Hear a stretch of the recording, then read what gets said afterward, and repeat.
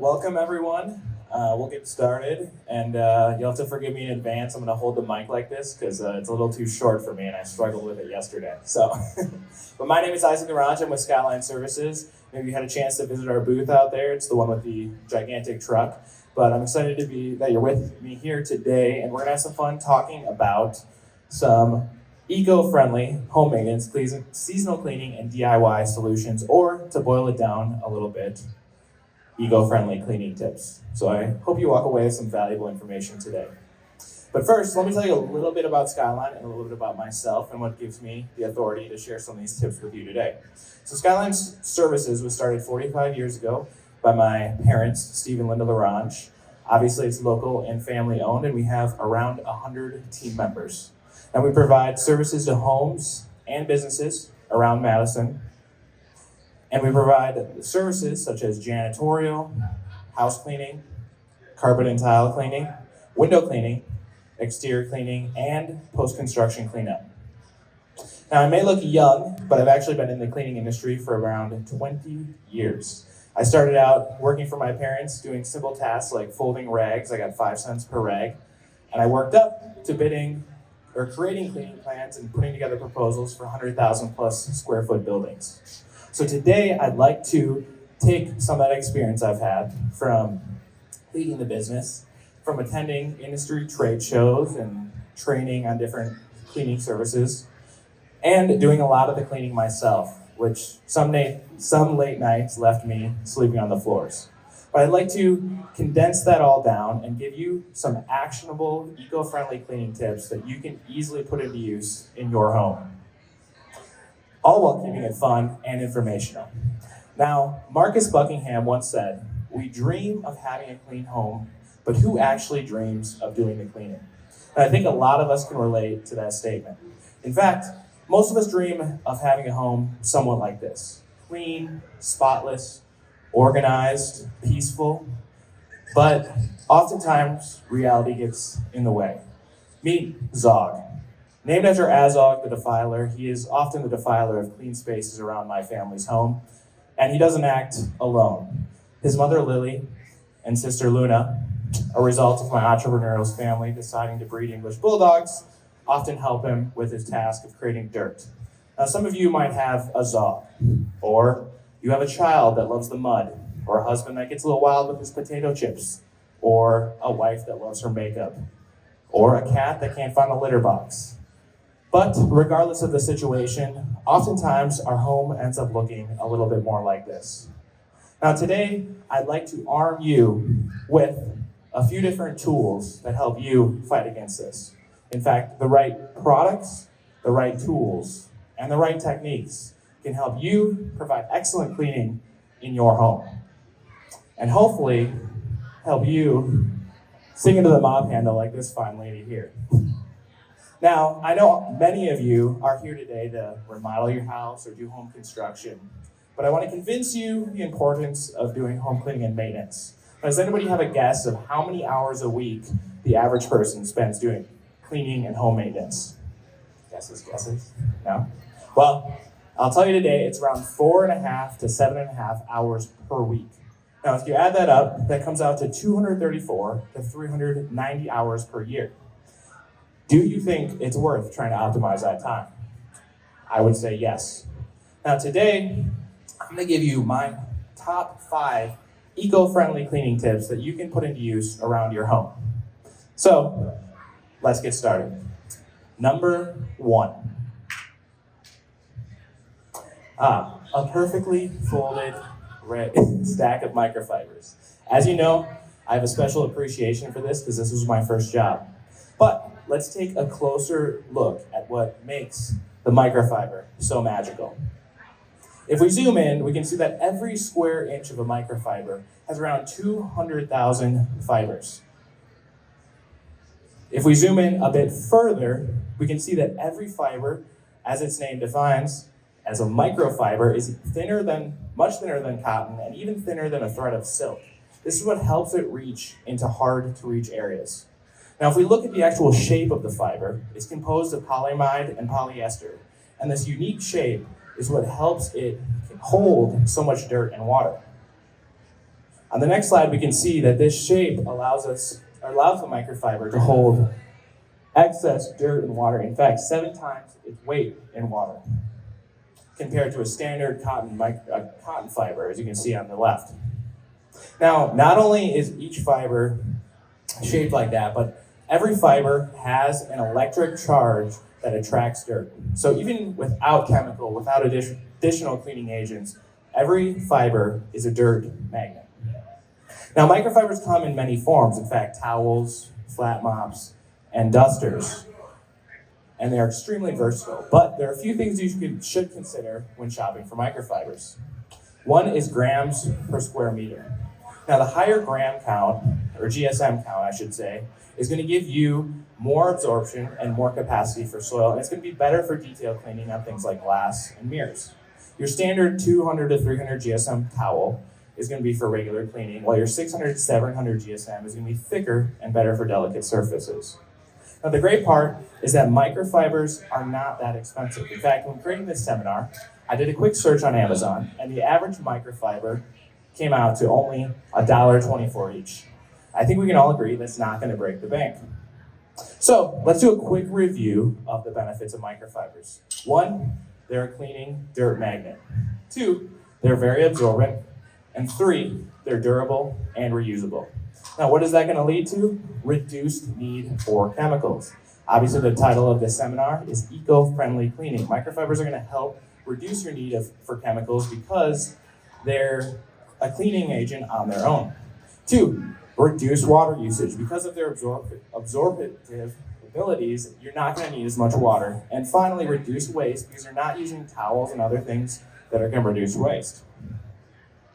So we've talked about the magic of microfibers. Let's move on to point 2. Have you ever wondered what the Swiss Army knife in the cleaning world is? Well, today I want to tell you that it's hydrogen peroxide. Now, hydrogen peroxide has many uses, and you may be most familiar with it in your medical cabinet. So many of you have it in your medical cabinet may have heard of it when used to cleanse wounds. But today I want to tell you that its uses go far beyond that. In fact, one interesting fact I came across when creating this presentation is that hydrogen peroxide is actually created in the mitochondria of our cells. But, as I stated, it has many cleaning uses. But let's get a little scientific for the moment. Now, hydrogen peroxide is H2O2. So it's composed of 2 hydrogen molecules and 2 oxygen molecules. But 20 days after being put into use, it decomposes or biodegrades into H2O, water, and O2, oxygen. Now, this is what gives it its eco-friendly capabilities as it biodegrades. Now, what can hydrogen peroxide be used to clean?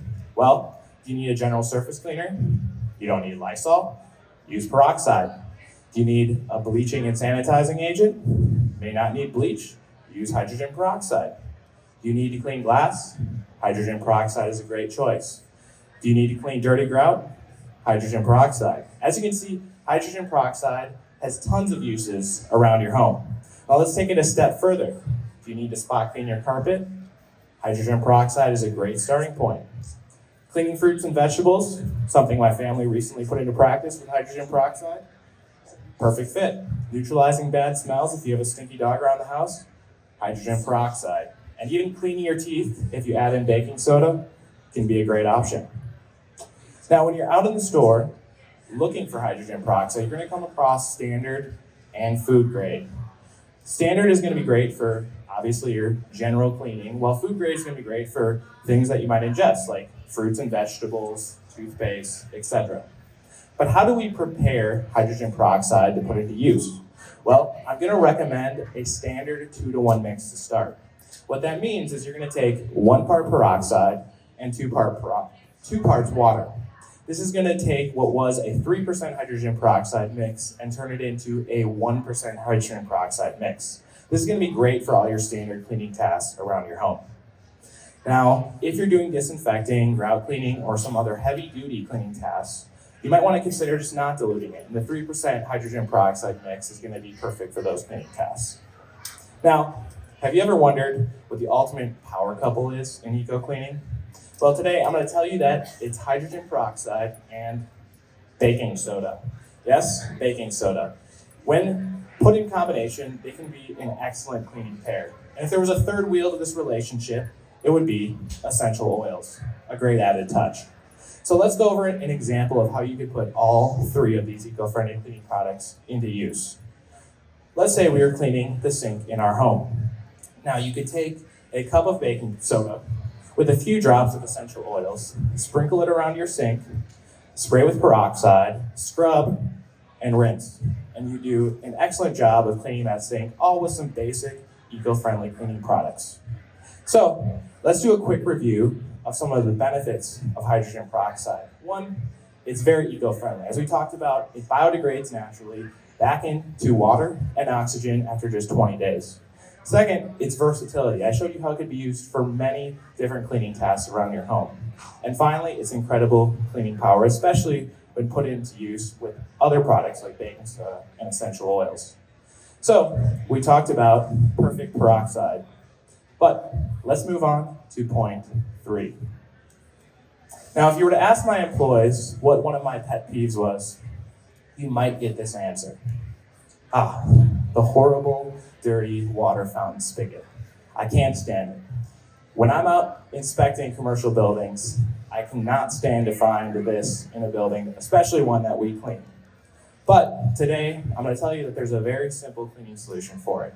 Now, something you might relate more to is the limed up water faucet around your house.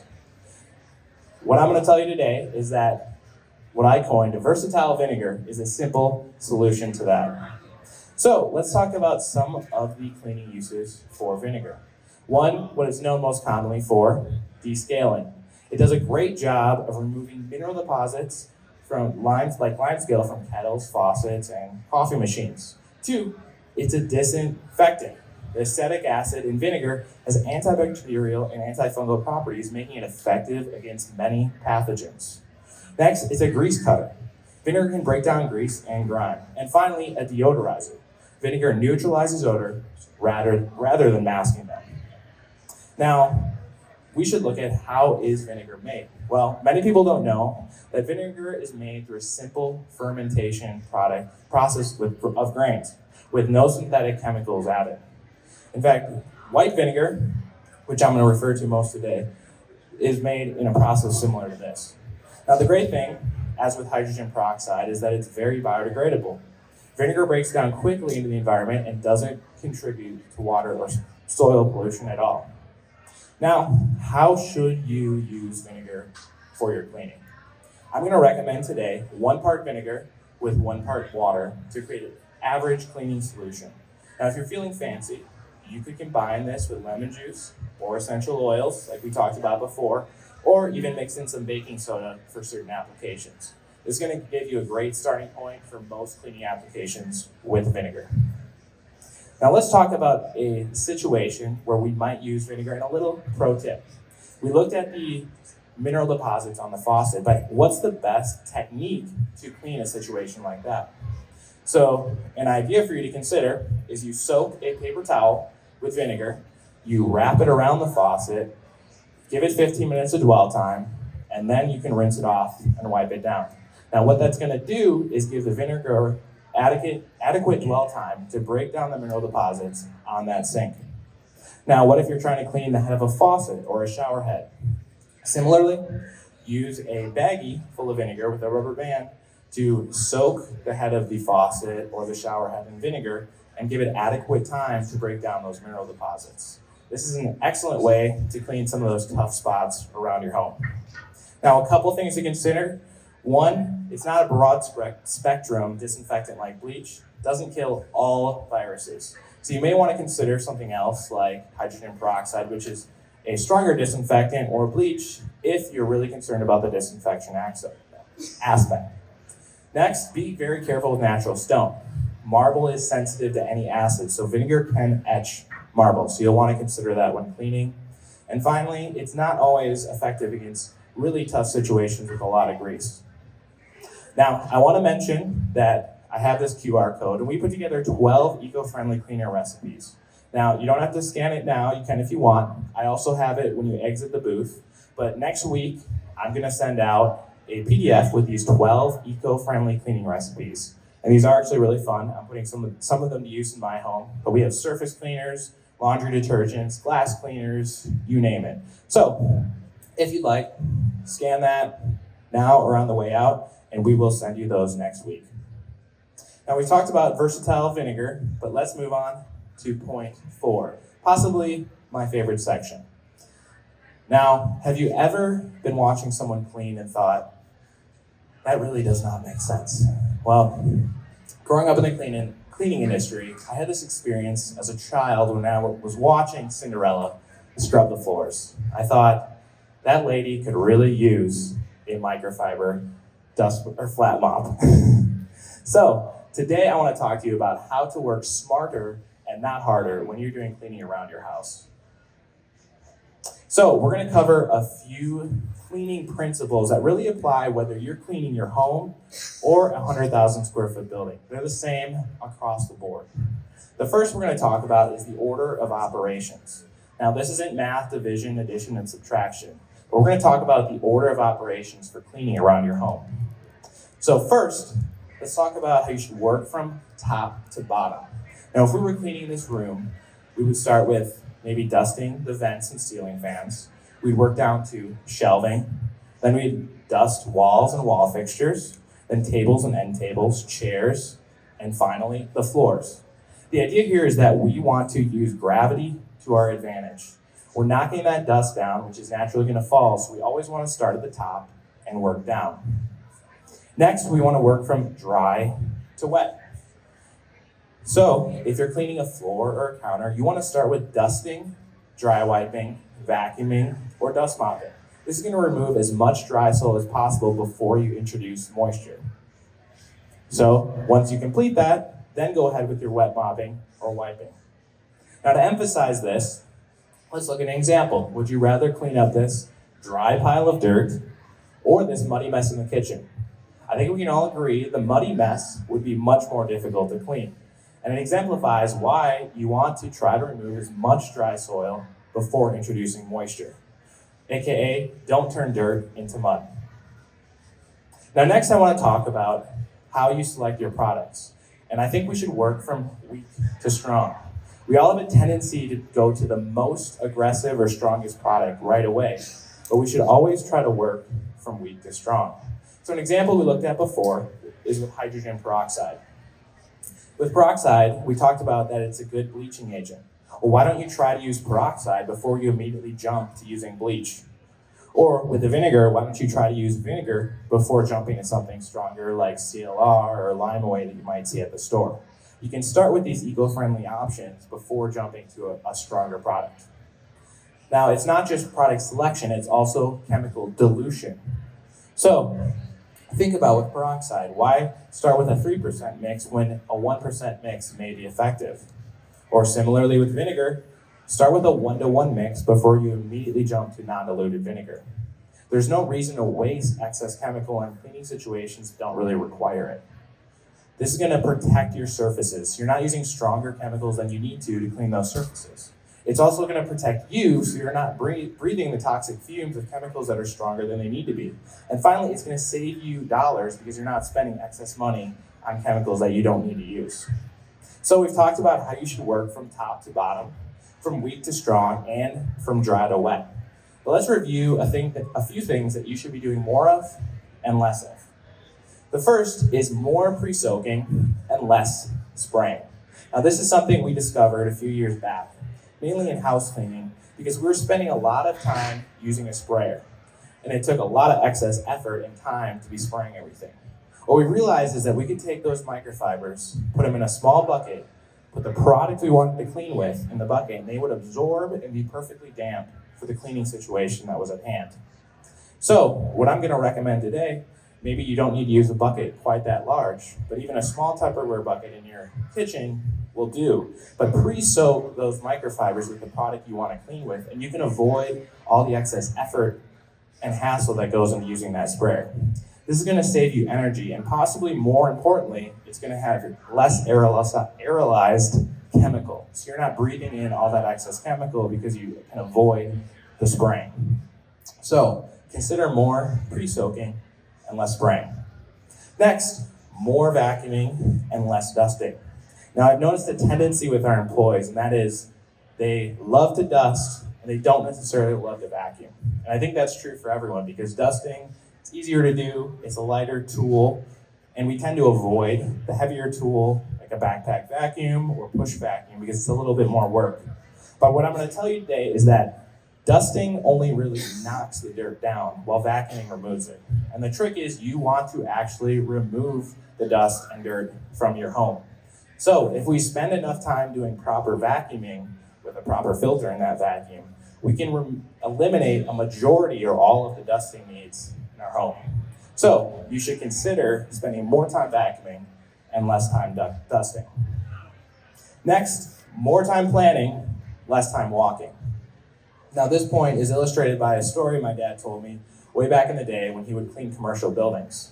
And he did a test. Option 1 is he would take trash out one by one in the offices, and then he would come back and complete the dusting in those offices. Option 2, he would go into the office, take the trash, and at the same time complete the dusting. Now, on option 2, it would take a little longer to get through every office, but what he discovered was that he saved a significant amount of time by combining the tasks of trashing and dusting while going through the office building. And the reason he saved time is that he was eliminating excess steps. You see, we waste a lot of time walking. So even though your home is a lot smaller than a commercial building, most likely, you can save a lot of time by reducing steps, possibly by using a simple cleaning bucket. So consider cleaning more in every room that you enter to create efficiency and save time. More planning, less walking. Next, I'd like to emphasize that you should clean your filters. Now, you all know some of the common air filters in your home. Obviously, your HVAC filter, you should be changing every 3 to 6 months. Obviously, like we mentioned, your vacuum filters, you should be using a HEPA filter in your vacuums. Otherwise, you're just blowing the dust back into the air. But many of us are not familiar with the final one, and that is your rugs and carpets. You see, your rugs and carpets can be your greatest ally or enemy in air quality in your home. If they're dirty, they're not going to trap soil, they're simply going to kick it back up. But if they're clean, they're going to trap that soil and help improve the air quality in your home dramatically. So what I'm going to recommend today is that you obviously do regular vacuuming, but you also consider extracting them annually to clear out the dust and debris in them so that they can help improve the air quality in your home. Many people think that hard floors will improve air quality. That can be true, but clean carpets in a home will actually produce the best air quality because they trap dirt and soil if they're well maintained and clean. Now the final one is 4 factors of effective cleaning. And this is a fun tool to use if you're running up against a tough cleaning situation. And that is time, temperature, mechanics, and chemistry. So let's go back to the example of the lined up sink that we looked at before. How could we apply these factors to help clean the sink with the mineral deposit buildup? First, time. Could we give the vinegar we used more dwell time? Maybe instead of 10 minutes, 15 minutes, we go 20 minutes. Next, could we increase temperature? Temperature is going to increase the chemical reaction of whatever product we're using. So maybe we could use hot water to help increase that chemical reaction. Third, mechanics. Could we use a little abrasion to help clean that lined up sink? Maybe we use a white pad or a stiff bristle brush or like a pumice stone could help clean off the mineral deposits and break those down. Finally, chemistry. Should we use a stronger mix? Maybe instead of a 1-to-1 mix of vinegar, we use undiluted vinegar. So you can see by applying these 4 factors of effective cleaning, we can problem solve issues that we run into around the house, like this lined up sink. So we've talked about a few different ways to work smarter, not harder around your home. Work top to bottom, work dry to wet, weak to strong, more soaking, less spraying, more vacuuming, less dusting, more planning, less walking, clean your filters, and use the 4 factors of effective cleaning. So we've covered magical microfibers, perfect peroxide, versatile vinegar, how to work smarter, not harder. Let's go to number 5, and that is seasonal cleaning. Now, we have 4 seasons, spring, summer, fall, and winter. And these four seasons give us a great framework to base our project work around throughout the year. Obviously, we've talked a lot about our regular cleaning tasks that you might perform weekly or bi-weekly or monthly, but what about those bigger projects like carpet cleaning that you might want to do once or twice a year? So spring can be a great time to refresh and deep clean after winter. It's also the best time to clean because we have that energy right after winter, and a lot of times we want to do our carpet cleaning, window cleaning, maybe tile and grout cleaning, and really get that house refreshed after winter. Summer, we're more in maintenance mode, trying to take care of the outdoor spaces and do yard work. And fall, we get that second wind to prepare for winter and holidays and finish a lot of outdoor tasks. And finally, winter, we're just trying to stay warm and trying to cover what's inside and do the cleaning indoors. Now, this is the same QR code, so you don't have to scan it again. It's the same one as outside, but next week I'm also going to send out a seasonal cleaning checklist with some ideas for you that may be helpful to give you ideas on how to build your quarterly, annual, semi-annual cleaning checklist for around your home. But today, because we don't have time to go through all of these, I'm going to focus on the 4 tasks that I can bring the most value on. And that is carpet cleaning, tile cleaning, exterior cleaning, and window cleaning. So first, let's talk a little bit about carpet cleaning.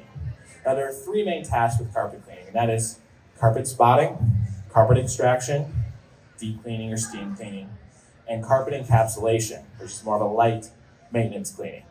Now carpet spotting can be pretty DIY friendly, but I'm gonna urge you to be a little hesitant on trying to do the extraction on your own. And let me tell you why. There are a lot of rental and cheaper extraction units out there, but the concern is that they have a lack of suction, no heat, and they're going to do a poor job of actually removing the soil from your carpets. To give you an example, the truck mount carpet cleaner we use has 558 CFMs of suction. The average rug doctor has 50. So our machine has 12 and a half times the suction.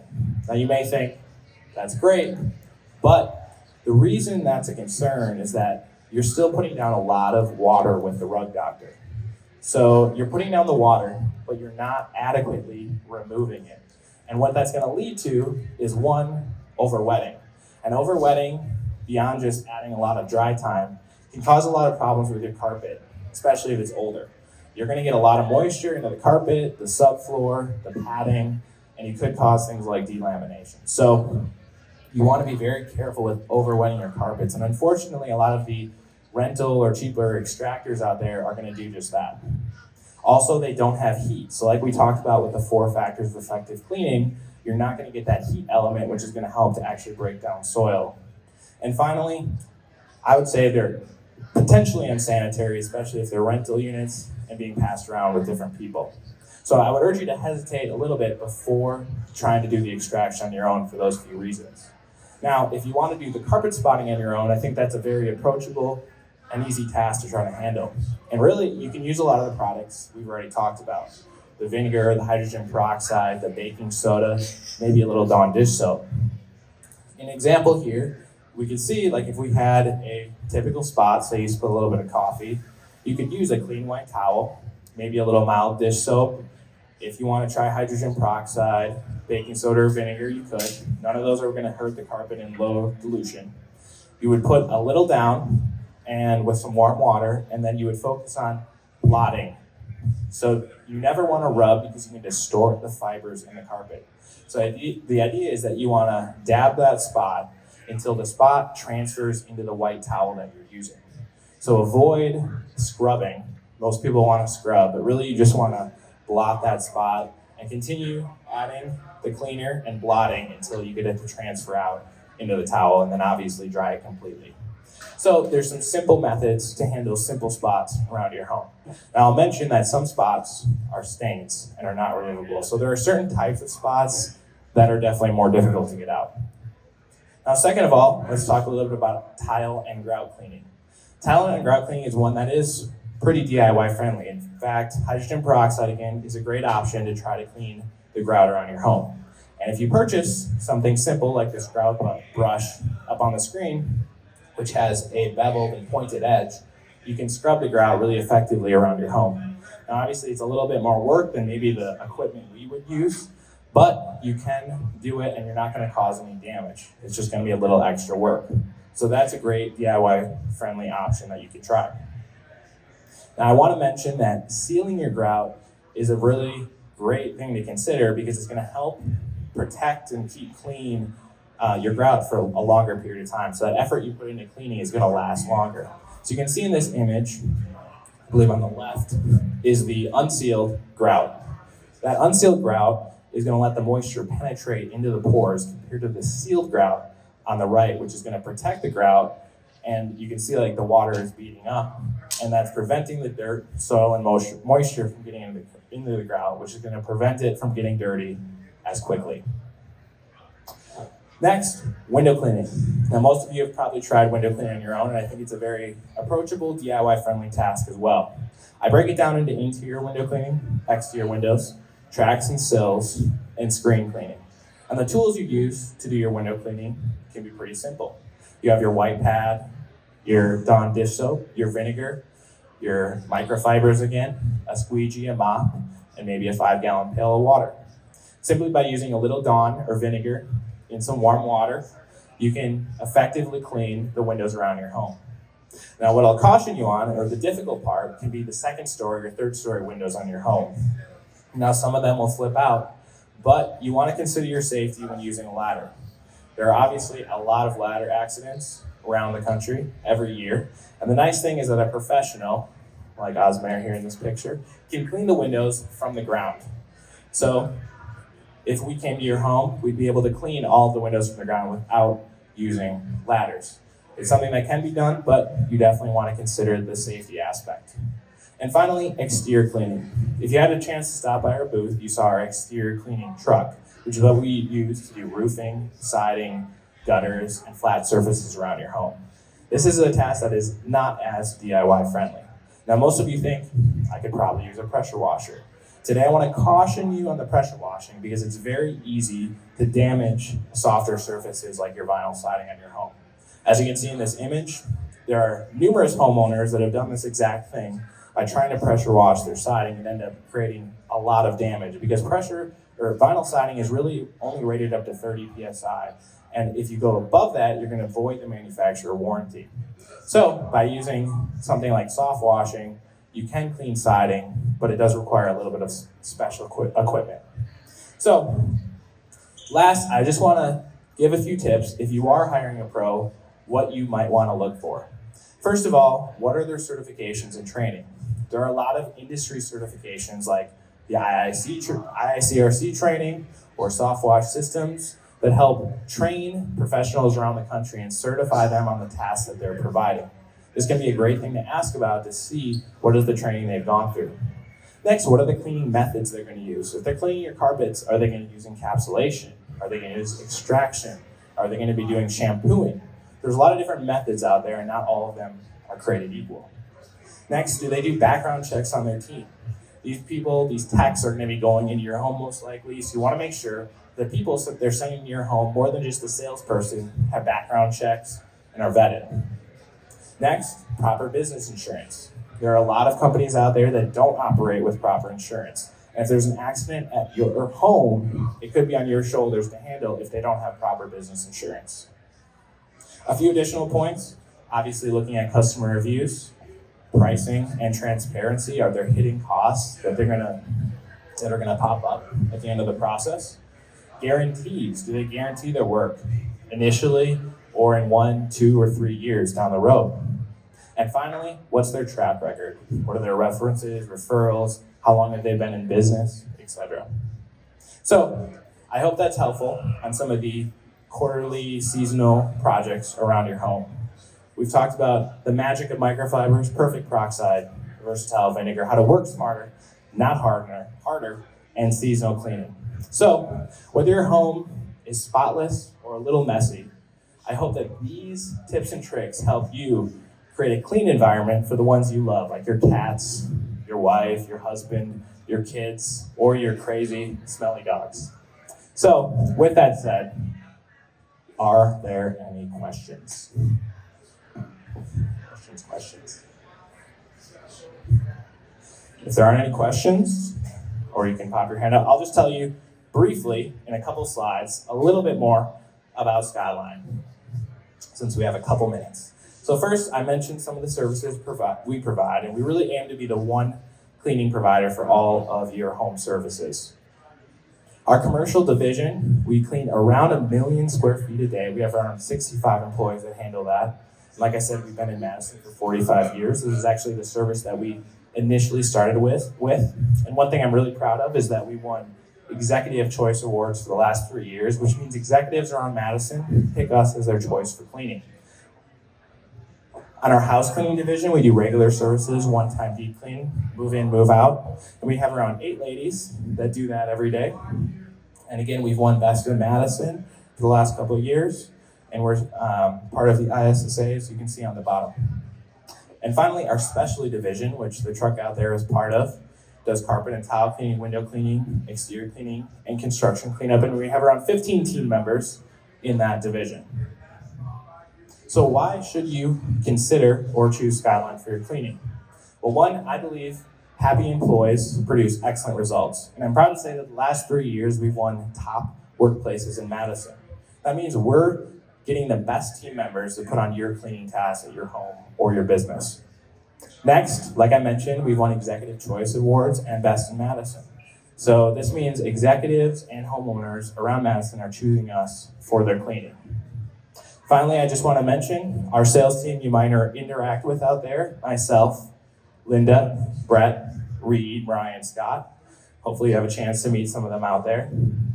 And finally, we have an absolutely rock star team in the office of all these fine folks, which hopefully you can meet someday. So thanks again for joining me, and I hope you can have a chance to come and visit our booth. If there are any questions, feel free to throw them out.